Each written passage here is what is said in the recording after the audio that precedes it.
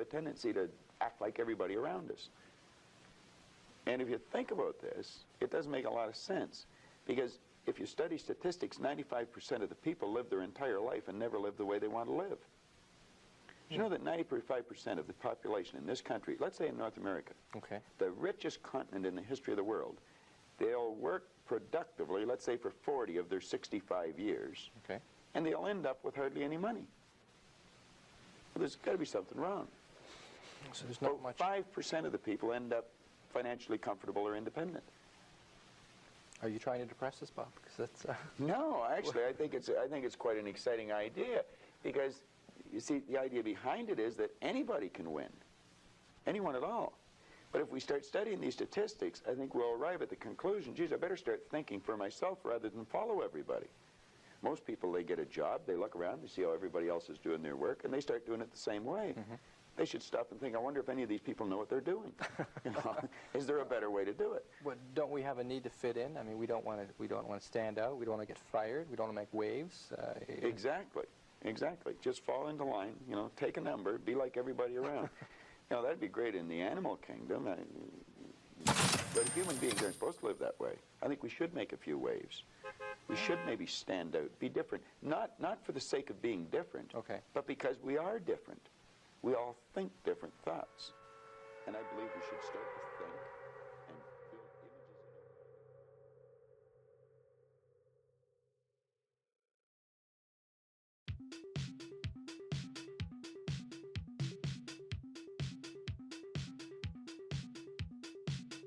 images. This is Chris.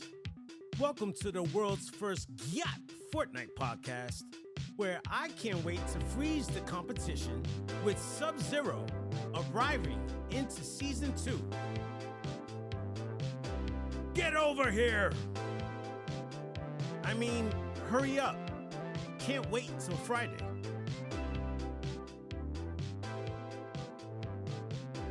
Technically, someone else might already have a Fortnite podcast, but in the spirit of Fortnite, I'm just so excited to hear about a dual SMG shotgun and how this will change the meta moving forward.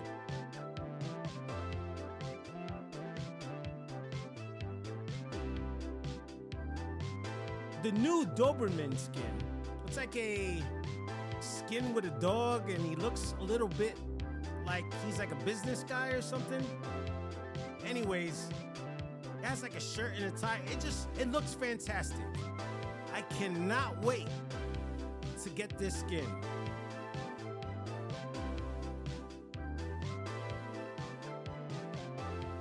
Also, shout out to all the people around the world listening to the GYATT Fortnite Podcast from the United Kingdom, Germany, Australia, Austria, France, Mexico, Slovakia, Netherlands, and Belgium.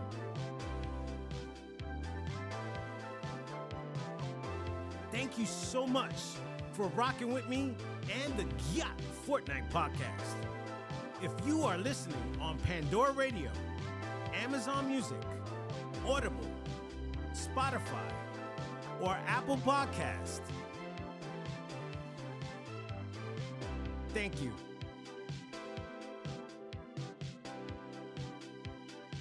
Now let's dive in.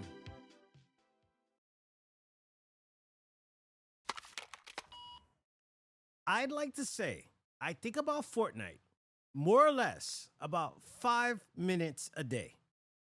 I think about what skin I'm going to wear to hoping I'll finish at my favorite dropping spot by doing so well that I'll know the area good enough to set up how I'd like to take down the last player standing in my solo ranked match. I usually check for news about Fortnite. I still want the Resident Evil pack to come back to the item shop because I want their back blings and all the items that they come with. I really should put my skins back on random, right with my kicks and back bling and pickaxe. I have my one favorite sweat skin where on any good day, the mark I leave will be ingrained into your memory every time you log in. I am a beast, a sweat, a tryhard, all rolled into one. I scream at the top of the Himalayas. Fuck you, soccer skin. All the damn time. I am a 46-year-old man who loves Fortnite. Isn't that the best? To love what you love, to chase it, grab it, hold it. It's one of the biggest things to hit video games, if ever. And yes, I even wonder if not then, when will ever Fortnite ever stop? I don't think ever. But I do think the story of Jonesy can end officially one day. But if not never, maybe the gameplay. Maybe I'm a little crazy. I know. But that's why you and me are here. This right here, this is where I gots to be.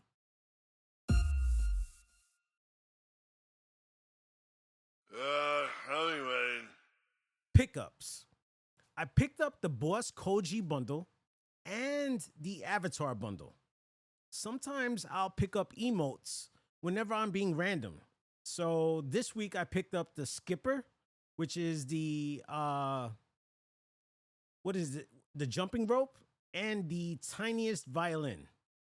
I enjoy emoting after an elimination so damn much. I can't wait to hear and can't wait to see what else will arrive before and on Friday's new season.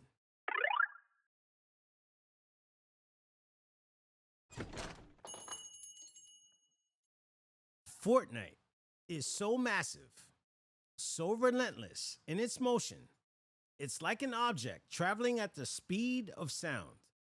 It moves too fast to be caught, too fast to be fully seen, too fast to even leave a shadow. But the thing about moving at that speed, if you trip, even for a second, you're toast. No time to react. No chance to course correct. Just a full force collision with the ground. One that everybody sees. And that is why Fortnite never stops. You ever get that feeling? That feeling like if you slow down for just a second, everything will come crashing down. Like if you aren't constantly proving yourself, moving forward, evolving, people will start to ask questions. Fortnite isn't just a game. It's an empire, a phenomenon. And let's be honest, empires don't like failure. They don't like cracks in the foundation. Because the second they admit something didn't work, the second they pause and say, hey, maybe we took the wrong path there, someone's already waiting in the wings, ready to call them washed, irrelevant, and over. That's why Fortnite doesn't fail. Not officially, anyways. And yeah, before you ask, this episode isn't just me roasting Epic Games. Okay, maybe a little, but it's about something bigger. Because let's face it, some of y'all can't even decide what you want from this game. 1 minute, it's bring back Fortnite OG. The next, it's stop reusing old content, Epic. We want innovation. And somewhere, deep in the Fortnite headquarters, some poor developer is sweating over his keyboard, whispering to himself, What do they want from me?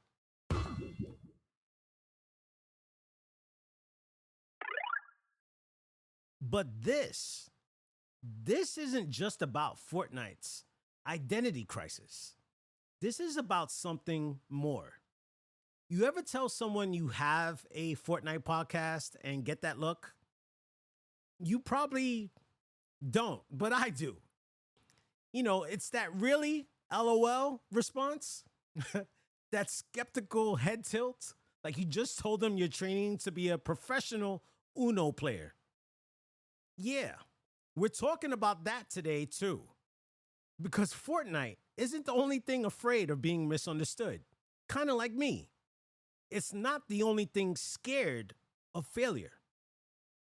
We all are. So let's talk about it.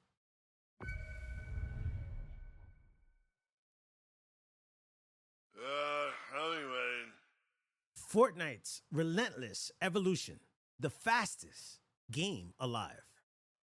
You ever notice how Fortnite never sits still, never takes a breath? It doesn't just update, it mutates, warps, shapeshifts. It transforms faster than some people change their outfits in their locker. Other games, they have roadmaps, steady content schedules, breathing room. Minecraft, it takes years just to add a single new biome. Call of Duty slaps a new coat of paint on an old formula every 12 months, like an expired bottle of foundation. But Fortnite, no. Fortnite reinvents itself like it's dodging taxes. Think about it. Every season, the game strips itself down and builds something entirely new. Sometimes it's brilliant. Other times, it's like when your barber says, "Trust me, I got you," and spins the chair around, revealing a catastrophe. But Fortnite never hesitates. It doesn't dwell. It moves so fast that by the time you realize you hate something, it's already been patched, vaulted, unvaulted, rebranded, and slapped with a collab skin. But here's the question. Does Fortnite evolve because it wants to, or because it's afraid not to? Because there's a difference. Some games refine themselves over time, polishing mechanics, making small but meaningful changes, slowly evolving. Fortnite doesn't refine. It throws itself off a cliff, crafts a jetpack on the way down, and hopes to God it sticks the landing. Yeah, obviously. And the worst part, it's never allowed to stop. Imagine, just for a second, that Fortnite stayed the same for 2 whole seasons in a row.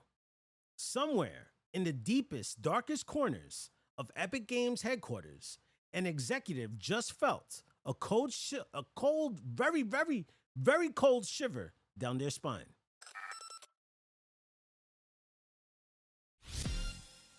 Sir, we have a problem. What now?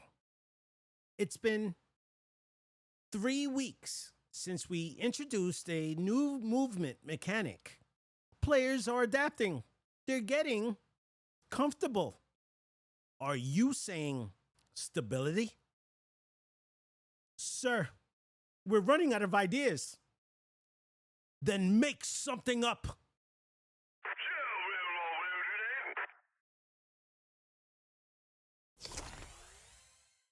You ever wonder why we get mechanics no one asks for? Because something has to change. Always. It doesn't matter if it's good. Doesn't matter if it works. Fortnite is addicted to movement. If it stops, even for a second, somebody somewhere will whisper, "Is Fortnite dead?" And that's the one thing it can't afford to let happen. You ever notice how Fortnite always seems to be ahead of the curve? Always one step ahead. Like a con artist who never lets the trick wear off before pulling out a new illusion. But here's the thing about magicians. They don't actually do magic. They just make you think they do. Epic Games has mastered this art, the art of change without risk. They make us believe every update, every shift, every new era is gonna have some grand evolution, some bold new step toward the future. But if you look closer, really look, and you'll start to see the strings.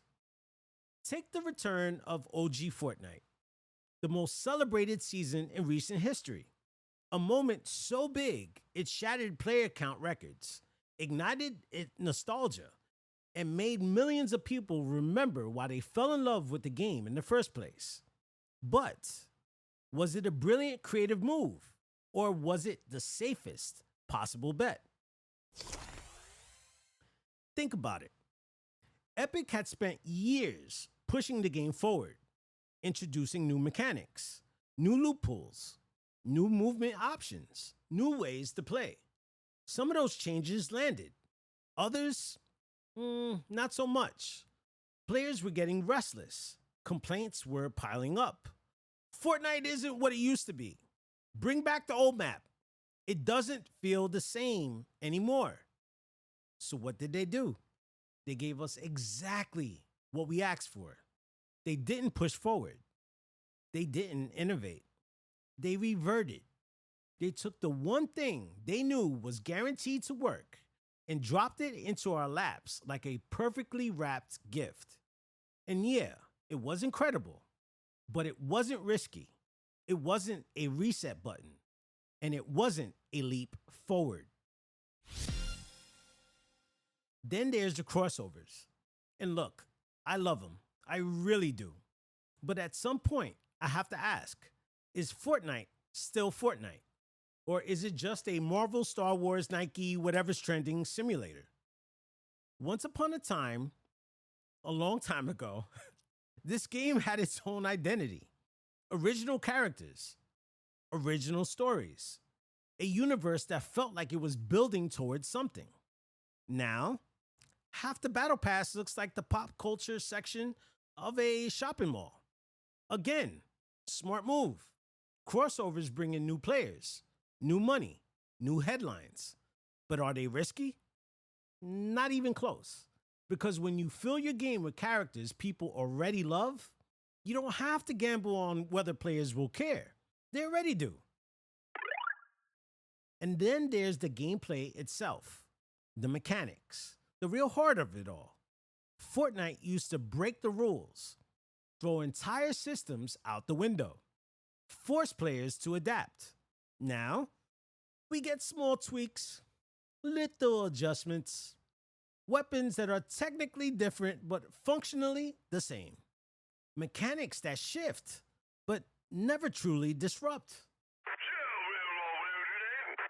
When was the last time Fortnite shocked us?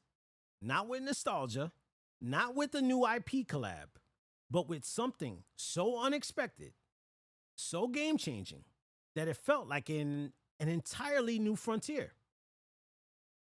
Okay, I'll wait. Do you have an answer? You see, that's the thing about Fortnite. It's fast, it's dynamic, it's always changing. But true risk, true, unpredictable, uncharted territory, that's something it hasn't touched in a long, long time.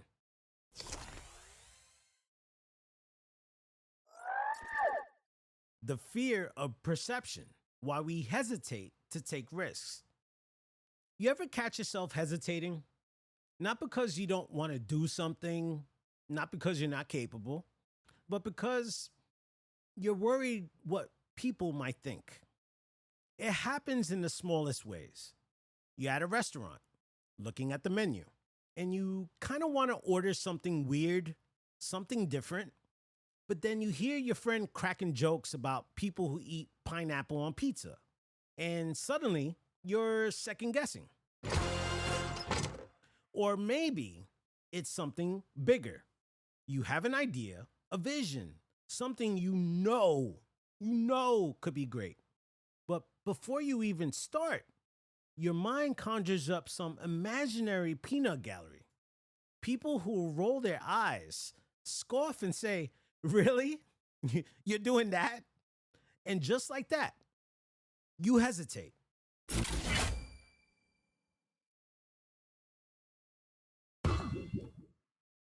Fortnite knows that feeling too.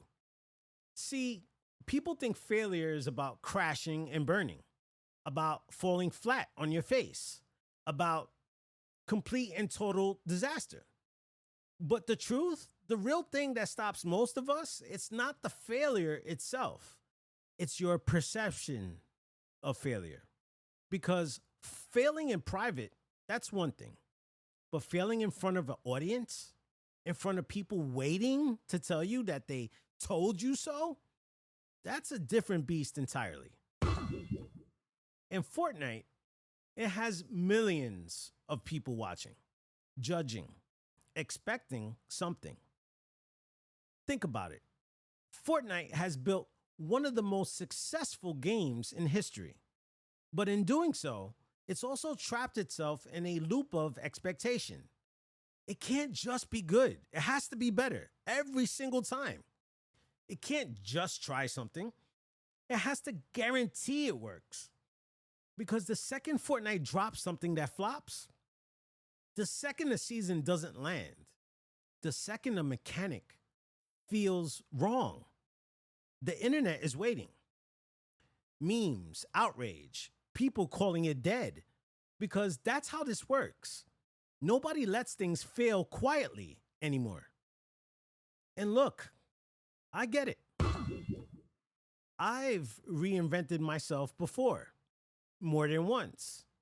And not always because I wanted to, but because I had to. And when you go through that, when you have to keep moving, keep adapting, keep pushing forward, it makes you respect anything or anyone that does the same. That's why I love and I appreciate Fortnite. The game is not perfect, but it doesn't stand still. It keeps going, even when people don't get it, even when people complain, even when people say, Fortnite isn't the same anymore. And trust me, I know that energy. I tell people I have a podcast about Fortnite, and you'd be surprised how many of them don't get it.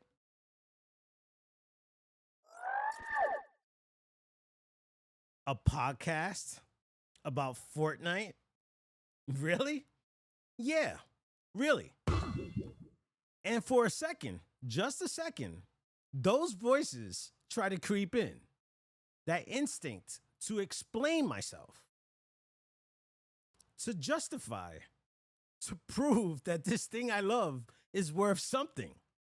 But then I catch myself. Why the hell should I be afraid of doing something I love just because someone else doesn't see the vision? Why should anyone? Because the truth is, the people who get it, they get it. And the ones who don't, they never will. So I keep going, just like Fortnite does, just like we all should.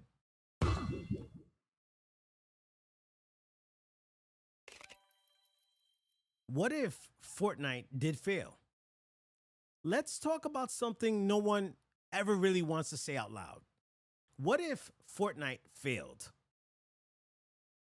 Now, before you panic, before you start clutching your V-Bucks and refreshing your X feed for reassurance, hear me out. I don't mean dying.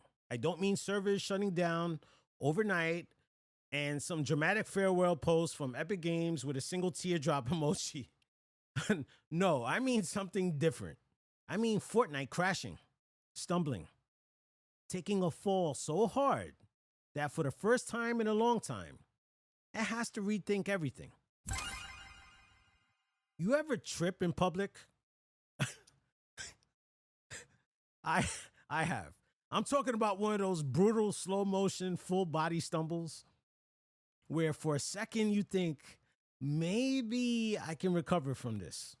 But then gravity grabs you by the ankles and says, "Nah, buddy, you're going down." And the worst part, it's not even the fall itself.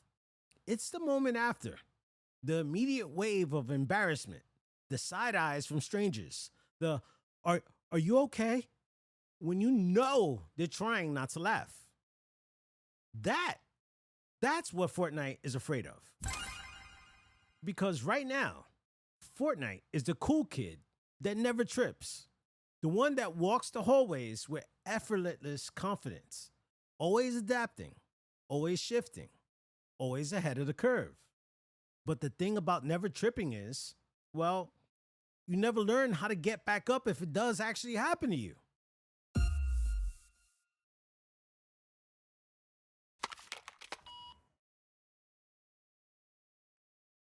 Okay, so maybe Fortnite needs to trip. Just once. Just hard enough to shake itself loose. Because let's be real, some of the greatest things come from failure. Some of the biggest comebacks, the wildest reinventions, the most unexpected shifts in history, yep, they're all sparked by falling and failing flat on your face first. Maybe Fortnite needs to crash and burn just a little so it could rise again like a internet phoenix, but with the battle pass. And we always say, bring back the old Fortnite.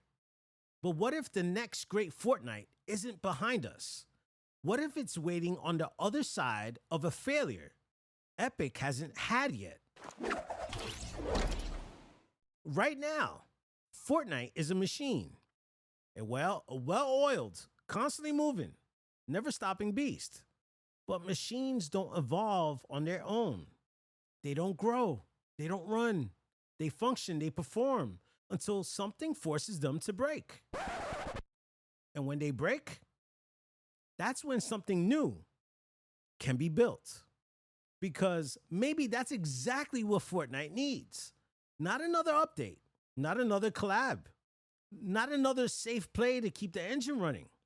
Maybe it needs to break. Because sometimes the only way forward is to fall first.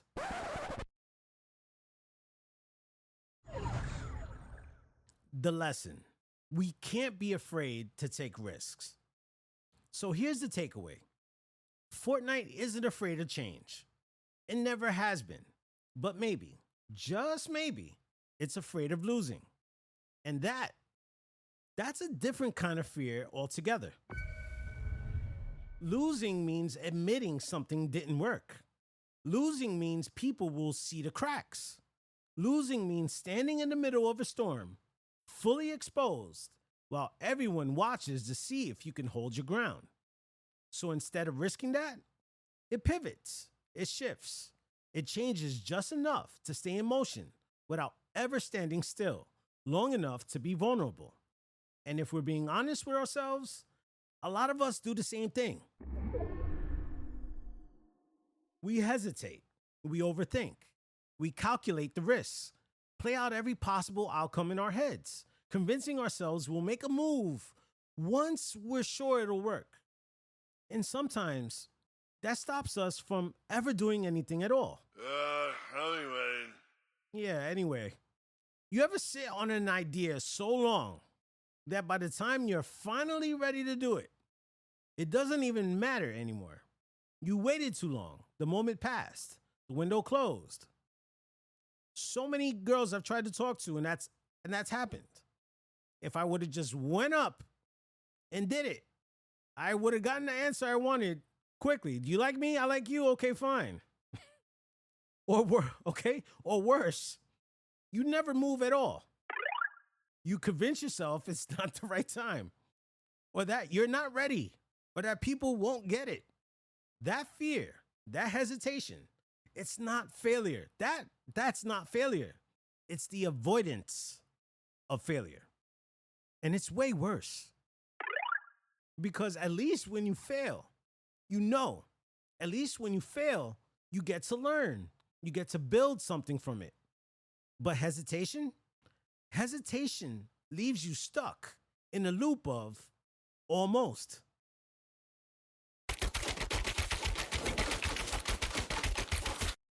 And trust me, I've been there. You think I didn't hesitate before starting this podcast? You think I didn't have people giving me that look? That look? You know, that look. The one that says, a Fortnite podcast? Really? Yeah, really. And it would have been so easy to let that stop me, to nod, to laugh it off, to shrink that idea down into something more acceptable, more understandable for people who don't see my vision, but I didn't. Because if there's one thing I've learned, it's this. People who don't get it will never get it. And waiting for them to approve of what you do, that's time you're never going to get back. So I did it anyway.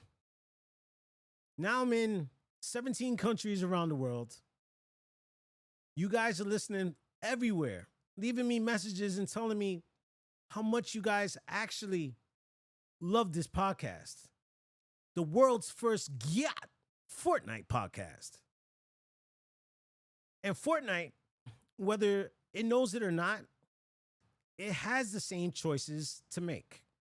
It could keep running, keep shifting, keep throwing just enough new content into the mix to keep itself alive. Or it could take a risk, a real one, a bold one that shakes the game down to its foundation and forces it to rebuild. Because we can't be afraid to take risks, just like Fortnite can't be afraid to fail.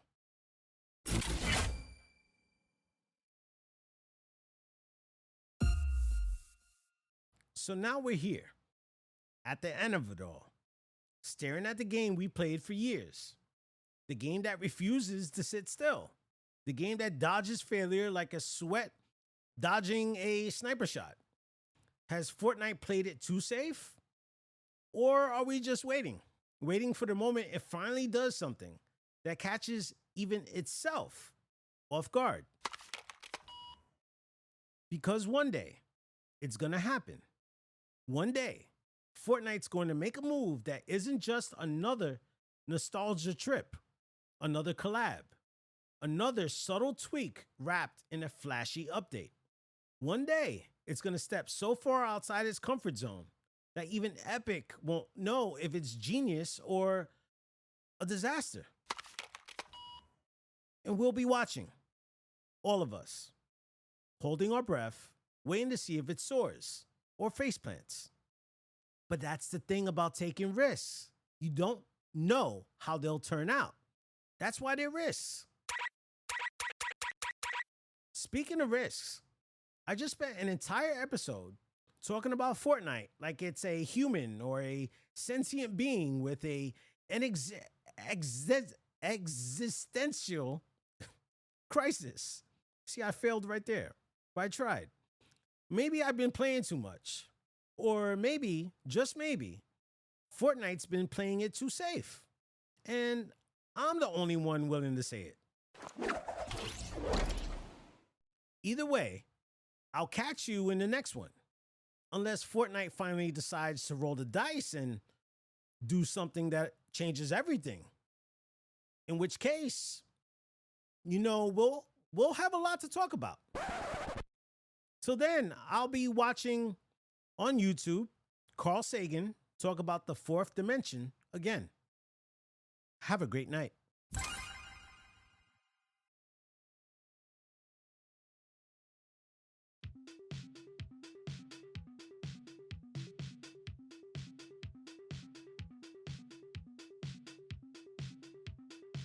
And this is Chris, Thanks for tuning in to the world's first GYATT Fortnite Podcast.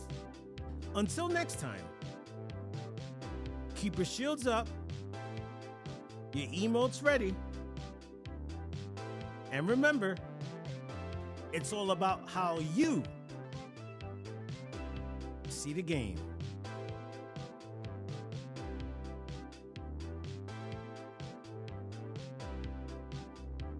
Please remember to like and subscribe. Share this episode with a friend or a family member or a colleague or coworker. Failure is a part of life. And it's taken me so long to fail to bring something like this to the world. You can follow me over on X at GYATTFortCast and on TikTok at GYATT Fortnite Podcast. And you could support this podcast at Cash App chrisfreshier.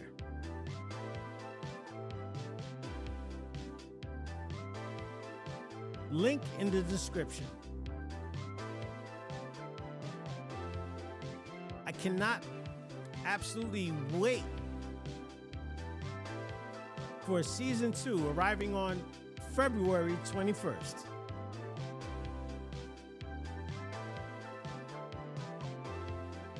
Till then, we'll have a lot to discuss.